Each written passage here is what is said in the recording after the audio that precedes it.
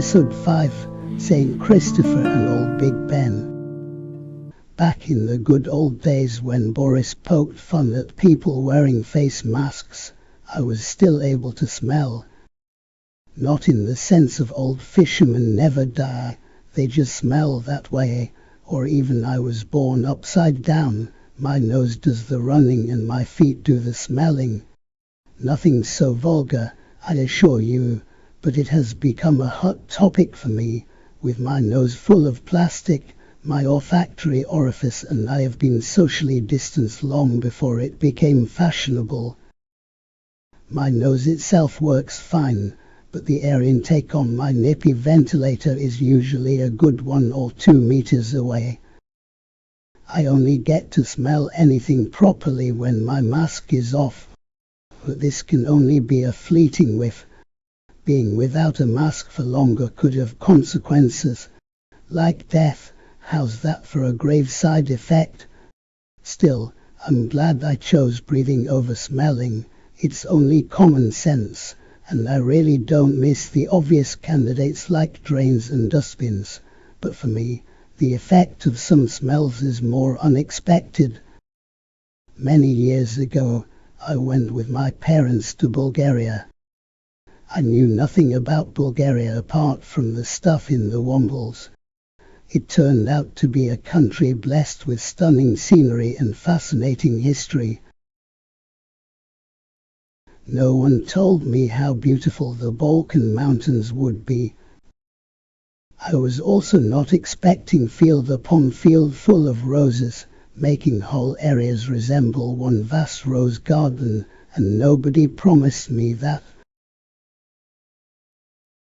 Bulgaria produces most of the world's supply of rose water and attar of roses. Believe me, I had no idea how much it would be needed, for the rest of the country stank from entry border post to exit.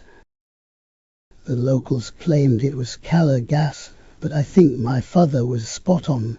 He called it fish and shit. Of course, that was in the days of the Iron Curtain, when tourism had a free son of danger. By the way, I have found it's perfectly safe to iron curtains, as long as you take them down first. Nowadays I bet the whole of Bulgaria has come up smelling of roses, but back then it seemed a long way from the odor nicer line. Go on, look it up if you need to. This is a fact-free zone. Still, it is practically a truism to say that the sense of smell is closely linked to your memory. But I am more interested for today's adventure in the more complex interactions with other parts of the brain. For instance, when on holiday in Jaipur, one of India's many medium-sized towns of 1 million people, I smelled fear. Our expert tour guide had done a great job of keeping us safe, but he wanted to show us the finest Hindu temple in his hometown. The square in front of the temple was packed with people also trying to get in. There were no offensive smells. In fact, there was a faint pleasant odor of cardamom and cumin, but underneath that, there was the popping and fizzing electricity of fear. It was only once we were safely back in the hotel that we found out about the all-too-recent bombing campaign and the huge loss of life. I don't think I am being too fanciful here. I am not writing this with the benefit of hind smell.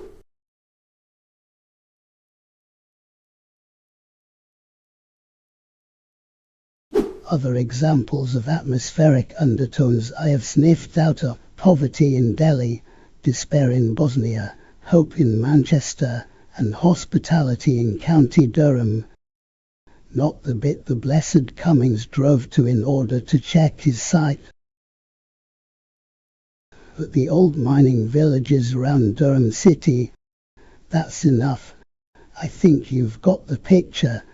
But imagine my surprise when I rolled off a cruise ship, pushed by Brenda of course, into the streets of Basseterre and experienced the one aroma I was least expecting, the unmistakable smell of home. And that's why I have brought you here, to the capital of the smallest and newest country in the Americas, the islands of St. Kitts and Nevis. When I say St. Kitts smelled of home, I do not mean it triggered a memory of where I grew up. It had no connection with Stratford or Old Trafford. I grew up with the sense of damp grass, spaghetti bolognese and boot polish.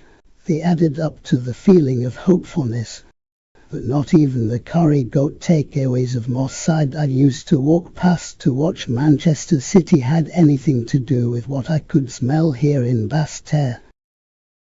Today we have arrived here the right way with the Island Hopper charter plane direct from San Juan. My first visit was on a cruise, a nice way to travel, even if the ship did resemble Caesar's palace on Brine. The one in Las Vegas, that is, not in Rome. So what is so bad about coming to a small island by cruise ship?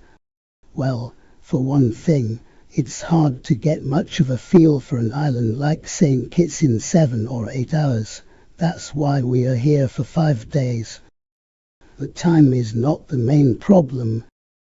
Fortunately for us, there will be no cruisers landing here now.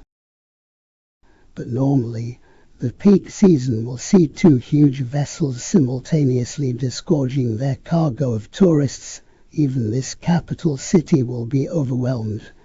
If every man, woman, child and baby in fair Basseterre were to be out on the streets at the same time, you would see the problem immediately. But of course the locals will not all be visible. They have jobs to do, dishes to wash, nappies to fill. In reality, every second person will be a tourist, and half of them will be the same people you have seen day in, day out for the last week. And yet, this is pretty well what happened the first time I was here, and it didn't stop my nose and my brain from ganging up on me to tell me that the island was my home. Even though we did touristy things, we got away from the crowd long enough to be certain that this smell was coming from the island itself. You will have plenty of opportunity to judge for yourself if you sense it too, but you are in my world now, so please let me down gently. I am well aware how unhinged it sounds when I tell you that this place smells of home and the house I grew up in did not. But as I got into the airport terminal today, there it was again, a mixture of rum punch, hot earth, vegetables and that indefinable something that's nostril-tormentingly elusive. All right, I will say it before you do. Isn't it odd that I have found my spiritual home in a Caribbean paradise instead of slushy, galashy, Macintoshy Manchester? It's like asking the proverbial young blonde, and what attracted you to this 90-year-old multi-billionaire? I am sure that's what some of you are thinking, and you would be wrong. I don't have control over my subconscious, and St. Kitts is far from being a tropical paradise. It may seem that way at first, and you would perhaps disagree with me if all you saw of St. Kitts was the small enclave of hotels and sandy beaches on the south coast of the island. I have booked you in for a couple of nights in a beachside hotel, so you can judge for yourself, and I'm sure you will agree with me that it's lovely, but there are other places on this earth which offer the same thing. But no one who has seen the real St. Kitts would call it a paradise, no matter how much they loved it.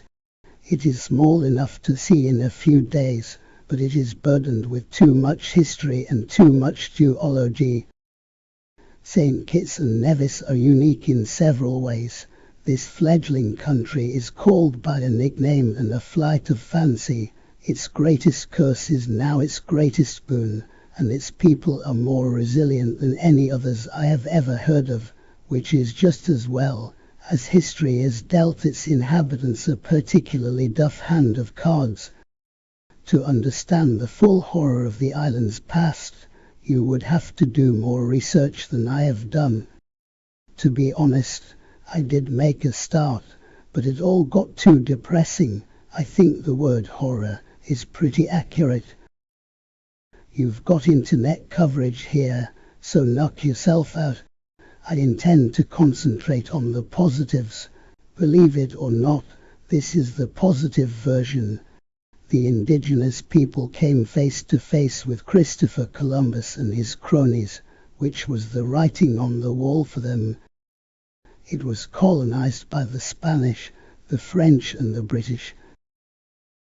The islands were fought over by these foreigners, as if they belonged to any of them, but as if being caught in the crossfire of other people's wars wasn't bad enough. This beautiful country was at the epicenter of one of the greatest crimes against humanity. Lots of countries had engaged in slavery, but the British did so on an industrial scale. Literally, slave trading became one of the pillars of Britain's wealth. Like tea and opium, West Africa soon formed part of an unholy triangle. Our fellow citizens generally accepted the idea of treating human beings as a commodity, just as they accepted the use of opium to undermine the Chinese state. But tea tasted to many Brits like watery perfume with just a hint of sandpaper. So we did what we always did in such a crisis. We put milk in it. But for once dairyfication was not enough. Too little milk and the tea still tasted of grit, too much and it resembled a cold cup of misery. Unfortunately, this was not a situation our ruling class could tolerate. Many of them had invested in the tea trade and their fortunes depended on creating a mass home market for their product, and the British masses were just not buying it. Tea's unpopular dryness wasn't a problem for the rich. They could afford masking agents like honey and imported cane sugar. And they knew the British public had a sweet tooth, which was often the only one they had left. The prospect of an epidemic of bee stings did not appeal. So where were we going to get that buzz of sweetness from? In those days, automation was not the key to mass production. People, lots of cheap people.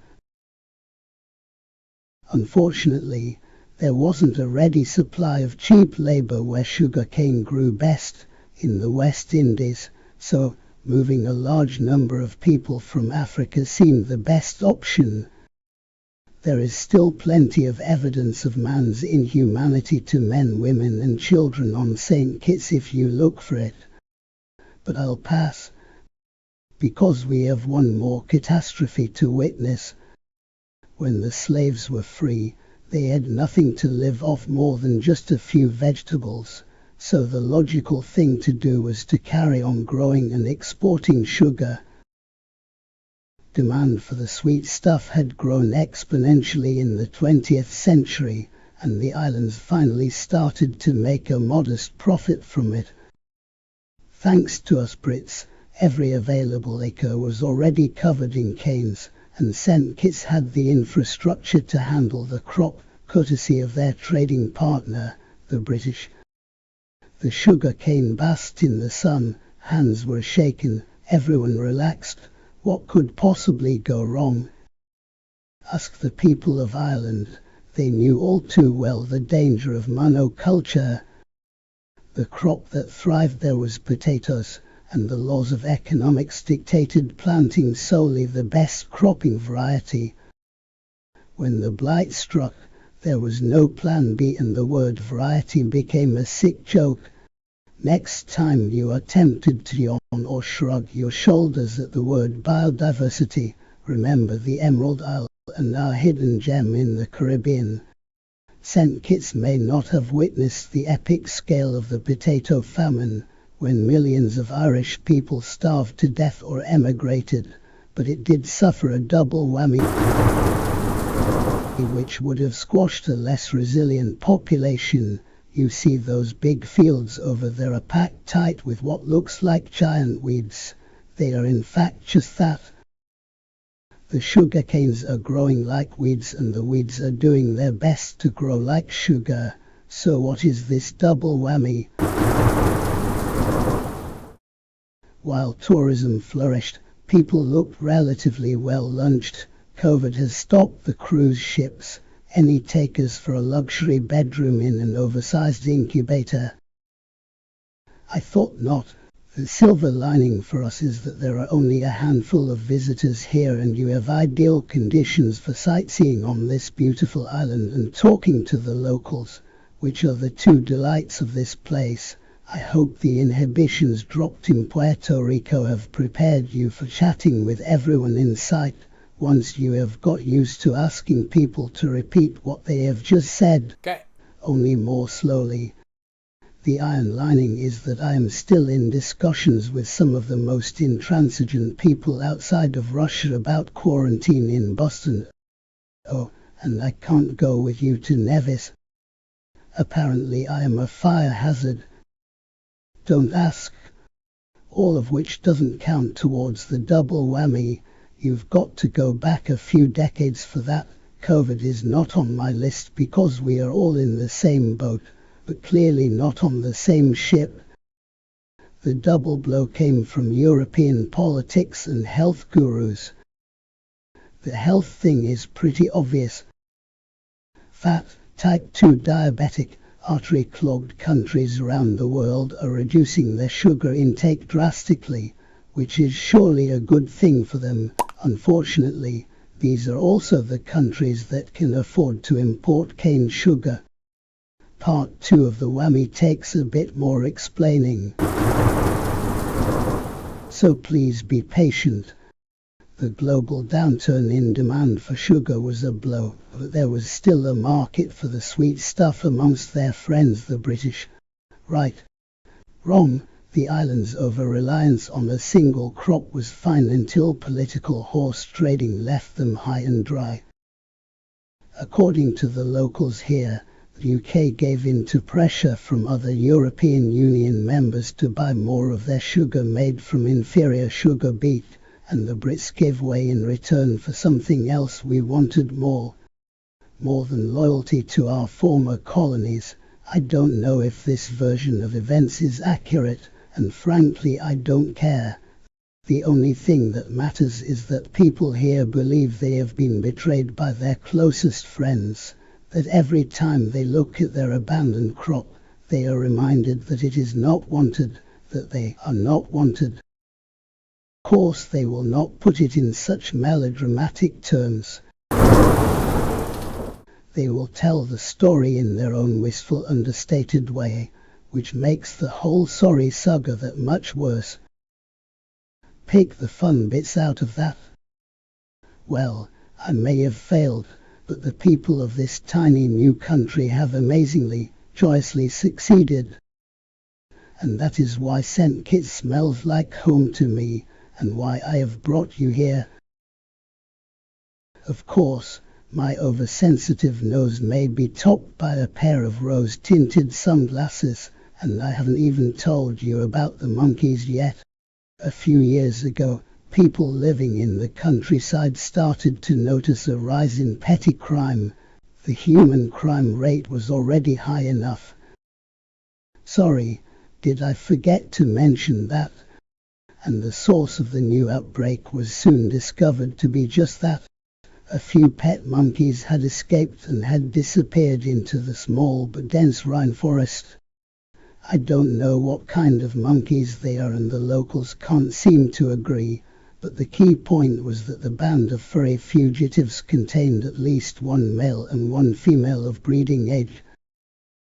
And the little breeders did exactly that. They went forth and multiplied. And because they are feral, they have no fear of human beings. There may be no consensus on the breed, but the islanders are in agreement that the monkeys outnumber the humans. And they are a bloody nuisance. I find the population estimate hard to believe, and the critters don't stay still long enough to be counted.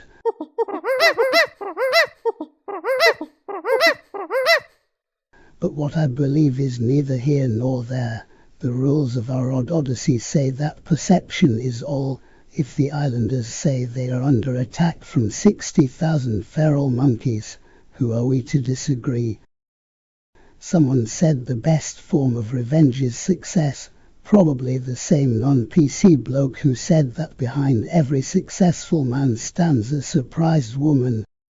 People here are not out for revenge exactly, but they are keen on picking the good bits out of their shambolic past.